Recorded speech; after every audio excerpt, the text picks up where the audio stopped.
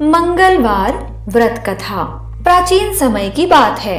किसी नगर में एक ब्राह्मण परिजन रहते थे। उनके कोई संतान नहीं थी, जिसके कारण वो बेहद दुखी रहते थे।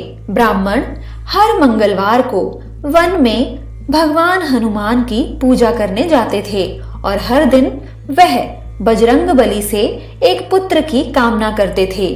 उसकी पत्नी भी पुत्र की प्राप्ति के लिए मंगलवार का व्रत करती थी। वह मंगलवार के दिन उपवास रखकर हनुमान जी को भोग लगाने के बाद ही खुद भोजन किया करती थी। एक बार व्रत के दिन ब्राह्मणी भोजन नहीं बना पाई, जिसके कारण वो हनुमान जी को भोग ना लगा सकी। इसके बाद खुद को सजा देते हुए उसने प्रण किया कि वह अब सीधा अगले मंगलवार को हनुमान जी को भोग लगाकर ही कुछ खाएगी।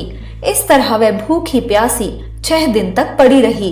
फिर मंगलवार के दिन वह अचानक बेहोश हो गई। हनुमान जी उसकी श्रद्धा और भक्ति से प्रसन्न हुए।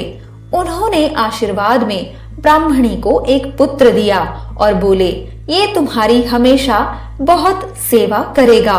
ब्राह्मणी उस बालक को पाकर बेहद खुश हुई और बालक का नाम मंगल रखा। कुछ समय बाद जब ब्राह्मण घर लौटे तो बालक को देखकर पूछने लगे कि वह कौन है। पत्नी बोली कि मंगलवार व्रत से प्रसन्न होकर हनुमान जी ने ये बालक उपहार में मुझे दिया है। ये सुनकर ब्राह्मण हैरान हुए। उन्हें अपनी पत्नी की बात पर विश्वास नहीं हुआ।